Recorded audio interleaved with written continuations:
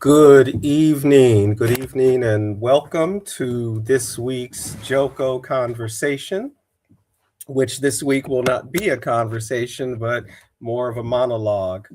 I am Brother Youssef, W. Youssef Doucet, a member of the Joko, a poet, a professor of composition, creative writing, and literature. And I'm sitting in solo tonight as unfortunately my partner and comrade Tasha is not feeling well and most pointedly is not in good voice because of the cold and needs to rest her voice, rest her throat. So what was planned, as a conversation as we catch up on the news of the last couple of weeks, really, will instead be just a me, right? Just me going over a few points that we would have otherwise discussed tonight.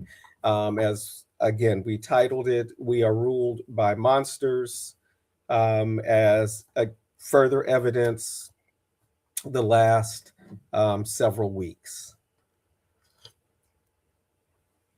We missed last Thursday. As for the second month in a row, we went to Trenches Full of Poets at Page Against the Machine, a revolutionary bookstore in Long Beach on East 4th Street in Long Beach.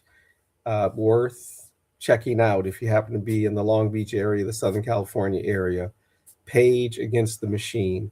And the once monthly second Thursday of the month, Trenches Full of Poets that Tasha and I have been participating in. So we were not here last week because, again, we were at Trenches Full of Poets.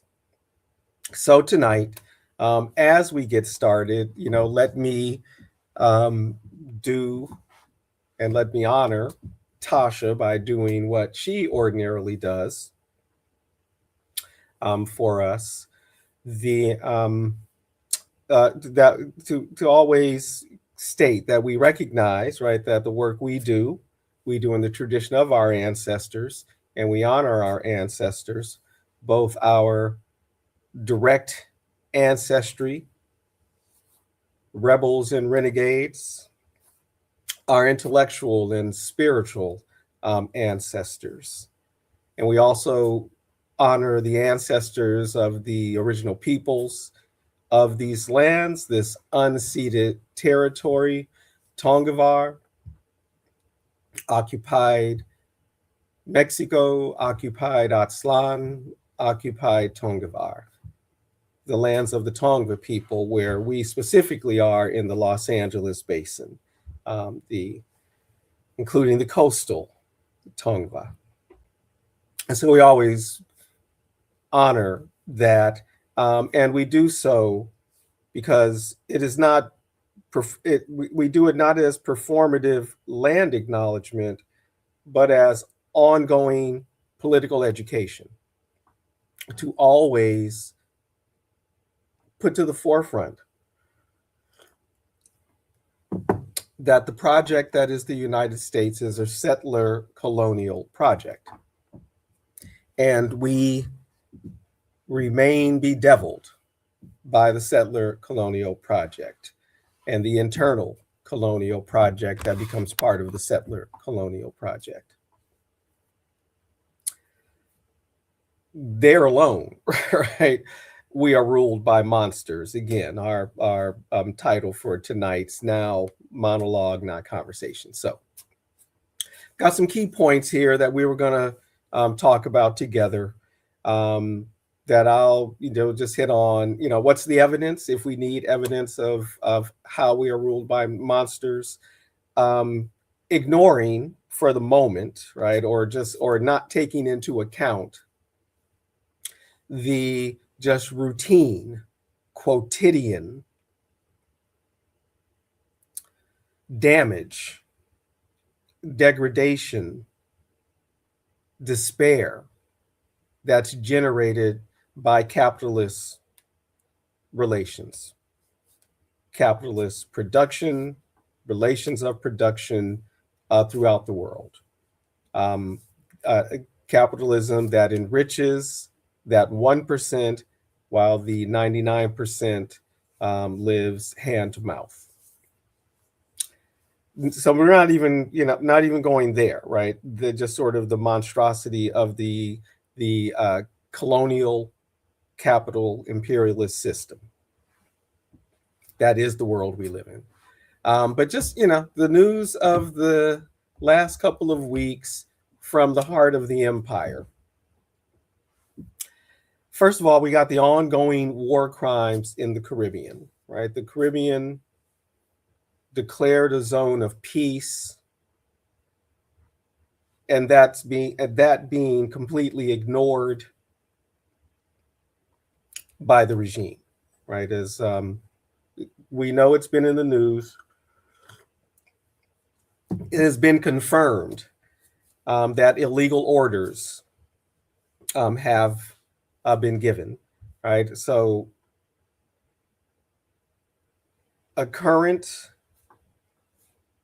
Secretary of Defense who wants to self-identify as the Secretary of War, rename the Department of Defense the Department of War, which is in itself a bad thing, right? Because it was the Department of War until after World War II, and then it becomes the Department of Defense, which is a kind of PR move, right? So that everything they do, they can claim is defense. But Pete Hegseth is playing out his warrior fantasies that he writes about in his books, that he gave that long speech about. That speech to the gathered heads of the military armed forces. And playing that out in the Caribbean on colonized Black and brown bodies. Completely ignoring, obliterating any efforts at sovereignty in the Caribbean, whether the nations, the island nations of the Caribbean, or the mainland nations of the Caribbean in South America, Central America.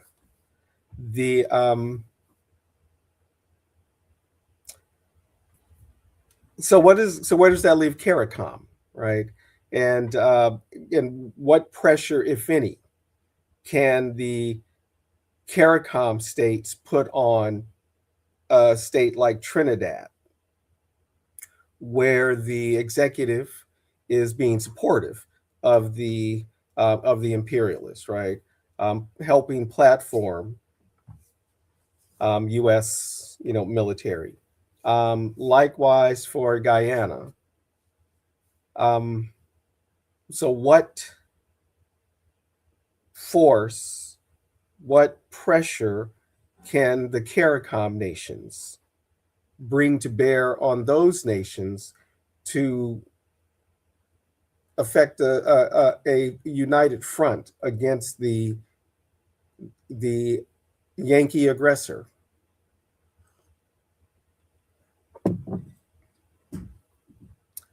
What pressure can they put on the United States, right, who has violated the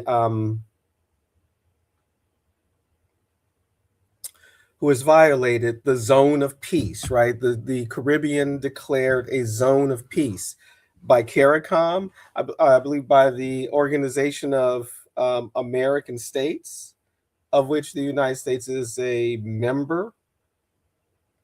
But this is being completely ignored. So that's just, the number of people killed by these U.S. strikes is certainly over 70 now. It may have reached the 80s. I can't remember if the last number I saw was 74 or 84, and that was a couple of days ago. And now, of course, they're also striking boats in the Pacific. So it's ongoing war crime in the Caribbean without, or they behave, and perhaps they are right, that there is no check on their power. We're ruled by monsters. Then, next point, next bullet point here that we had to talk about, just again, the ways in which that monstrosity is coming out. And I'm thinking right now specifically of their dear leader, the president, and the intense anti-Somali rhetoric that he has been spewing for a couple of weeks now.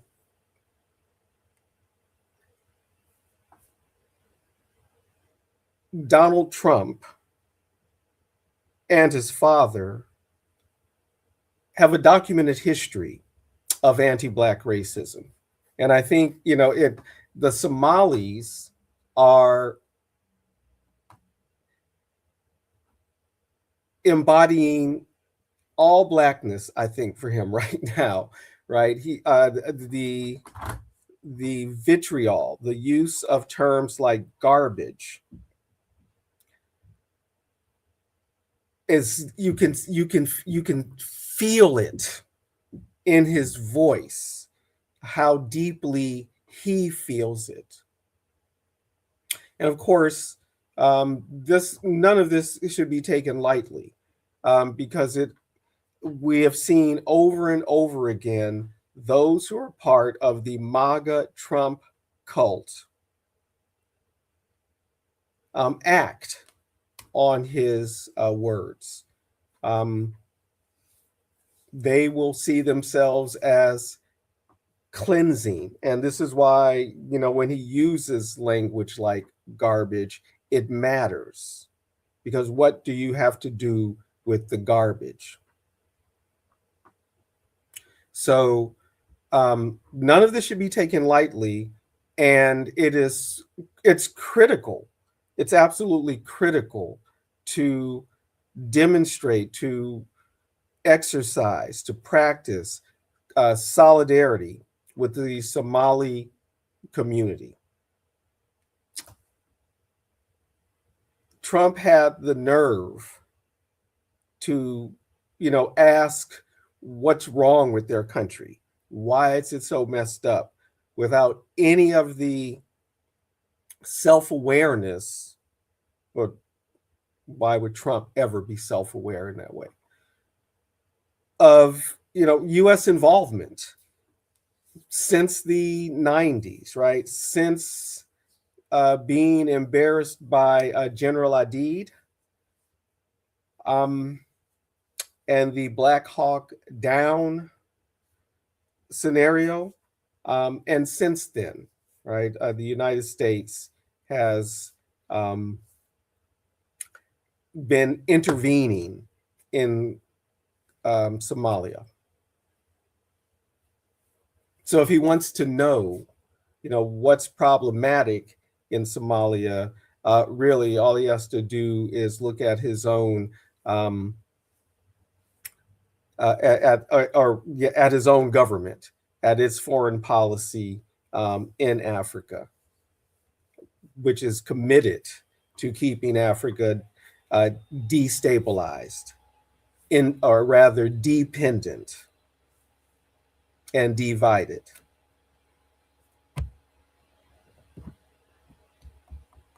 Now, let me keep going. Let me see here. The next thing, next bullet point, right? We had to talk about was well, really, continuing to see how um, uh, Trump and this regime continues to double down, triple down, quadruple down, solidify its efforts to ethnically cleanse the United States, to to eliminate, jail, deport as many non-white people as possible, and to limit how many can come in. So the raids continue. We know that the raids continue. They continue here in Southern California. They continue in Chicago. They continue in North Carolina. They continue in New Orleans, and the resistance continues. And now these travel bans. And if you look at the list, a new list came out today. Uh, if you look at these travel bans, all the countries are countries of the global south, or as I heard somebody put it quite accurately the other day, the global majority. Um, African countries, Latin American countries, countries of the South Pacific, countries of Asia. Where else, would you think that they're coming from, right? But this is part of the white nationalist playbook, right? This is something that white nationalists in this country, and I'm talking about the self-identified white nationalists, and those who would not self-identify as a white nationalist necessarily, but an American nationalist who's always been a little uncomfortable, right, with the numbers of people coming from non-European countries here. And again, without the proper self-awareness of US intervention in their homelands. And why do you have people who come to the United States from a place like Guam, for example, Samoa, for example? Why is there an American Samoa, etc.? So these are where the travel ban. Tonga. I mean, I thought Tonga has been, there's a travel ban. I'm not sure what threat Tonga poses to the United States. I have not heard or read of anything that the Tongan government might be doing to upset U.S. foreign policy.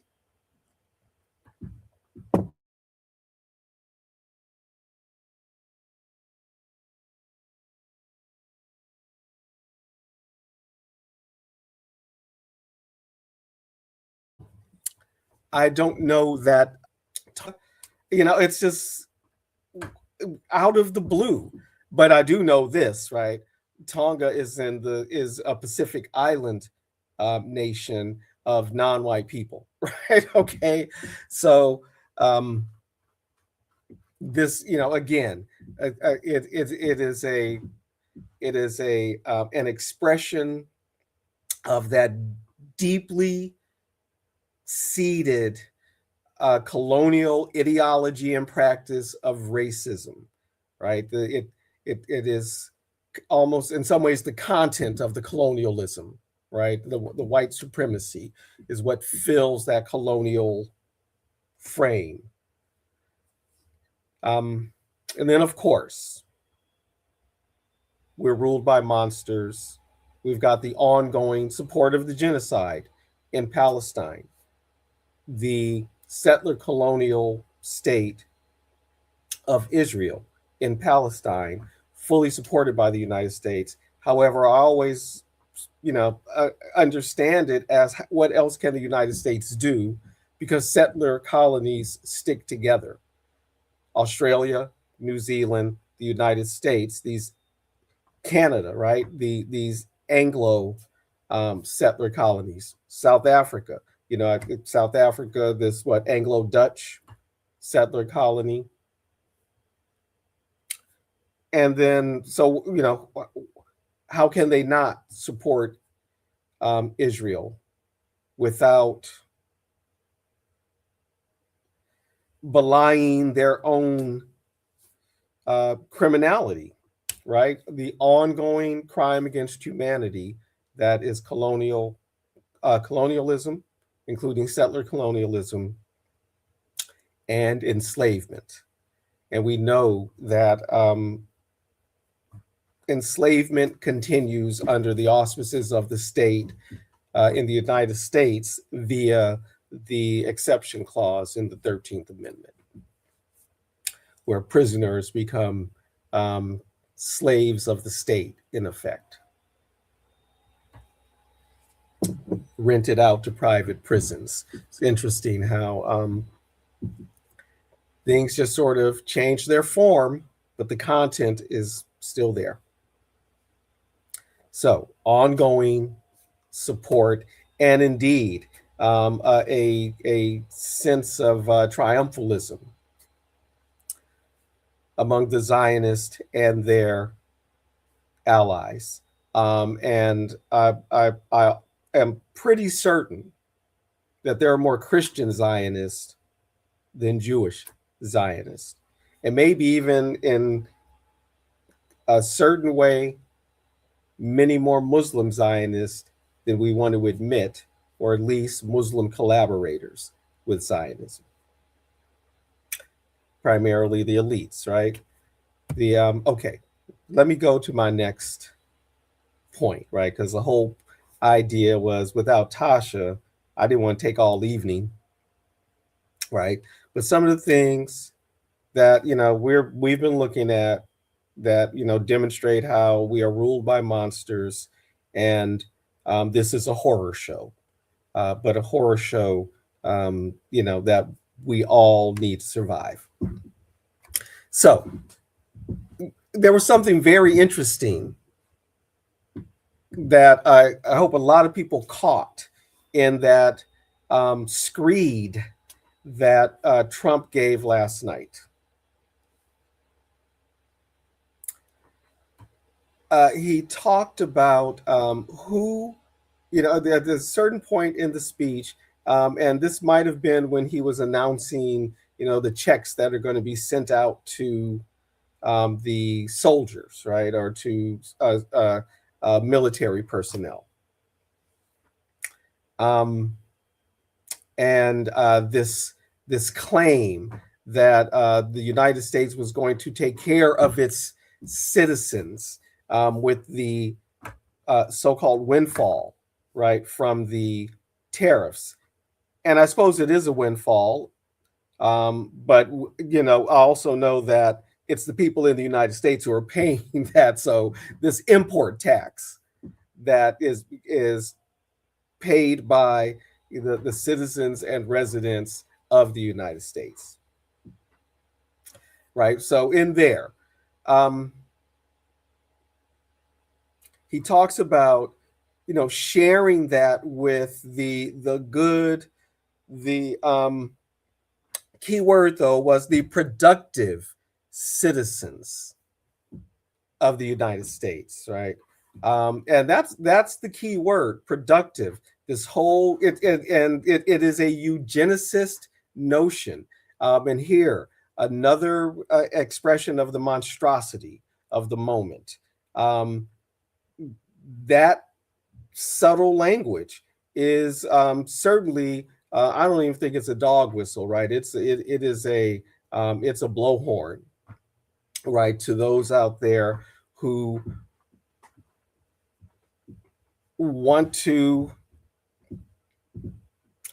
um, stratify, society in terms of those who are productive, um, and those who are a drain on society. And this is some eugenicist, fascist language, if ever, right? Um,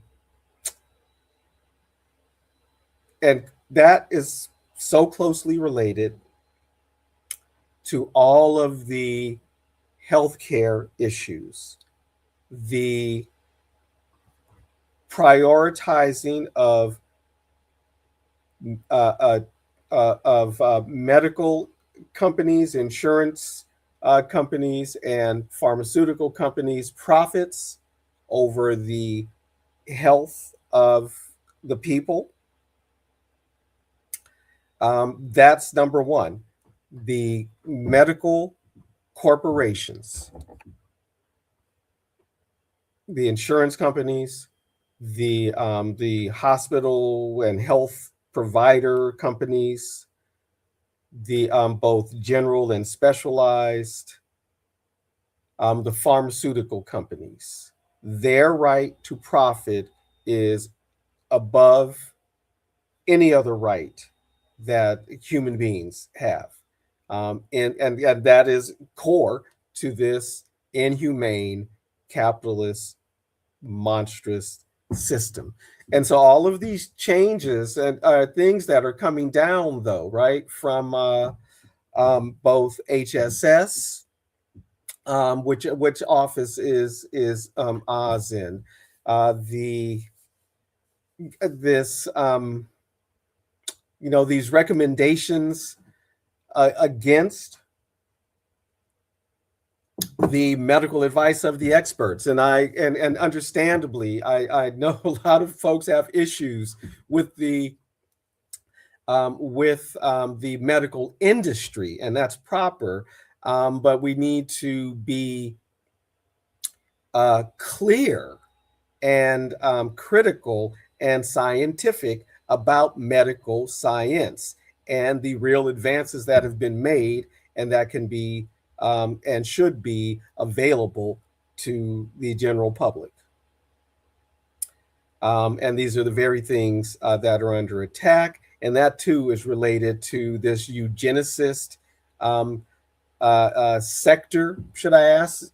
Should I say, or eugenicist aspect of this current fascist moment? So that language of only those who are productive and therefore deserving will receive the benefits, and the way in which our health care, both our access to health care and our actual health and the environment and its health are under attack.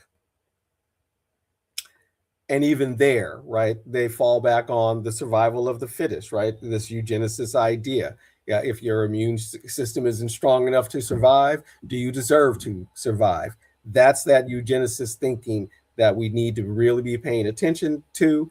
And Tasha and I will be picking up in some upcoming conversations, right? We have looked at anti-blackness on parade, which never stops being on parade, the misogyny on parade. We want to move to eugenics on parade in upcoming weeks. That is one aspect of a general dismantling of an already severely weakened social infrastructure. Certainly one that has been under attack, direct attack, since the Reagan administration. So we're talking 40 plus years. And or rather, I should say, with the complicity of these centrist and corporate Democrats, and whatever passes itself off as the progressive wing of the Democratic Party has been futile in its efforts to even hold sway within its own party. Now, here's a moment where that can change if they have um, the intelligence, right, to pull it off. The so right among these, right, among this dismantling of a social infrastructure, the clearly the attack on education, right, is a major part of that. Um, but we'll come back to that also, right? Some things we want to talk about in the upcoming year. As I'm going to kind of bring this to a close. Um, of course, you know, the news that dropped yesterday, the Vanity Fair article. And, you know, I actually have less to say about the article, which is revealing enough and yet unsurprising in what it reveals. What matters the most is that this insider, chief of staff, Susie Weil, said it so openly, right? Said it so openly, the way in which the regime is using the Department of Justice and the legal system to wage the law, what they call it, lawfare, in the very way that it accused the Biden administration of doing. The assessments of her colleagues in the White House, you know, it's good tea, right? She spilled the tea. It's interesting, not unexpected or surprising. Things that people, if they didn't know, they could have guessed. But really, you know, it's the photographs.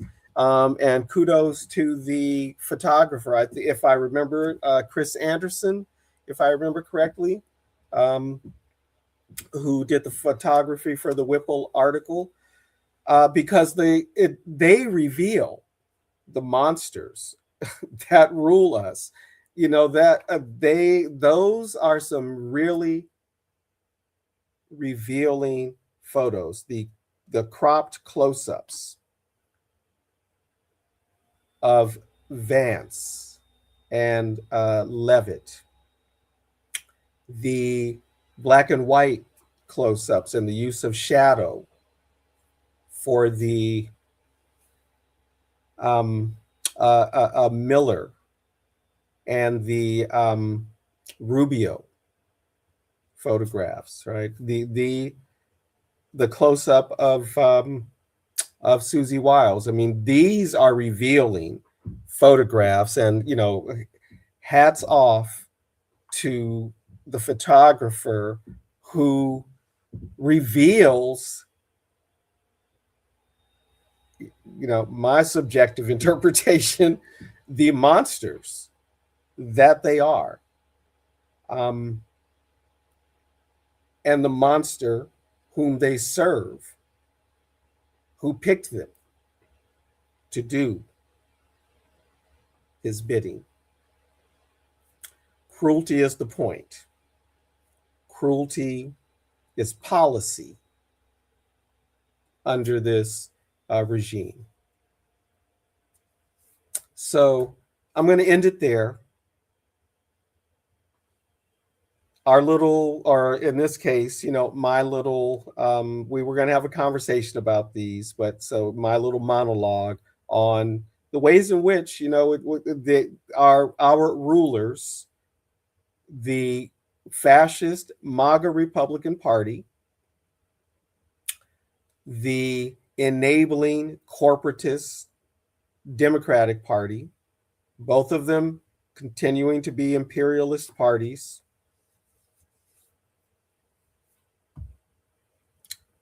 the corporate structure, billionaire elite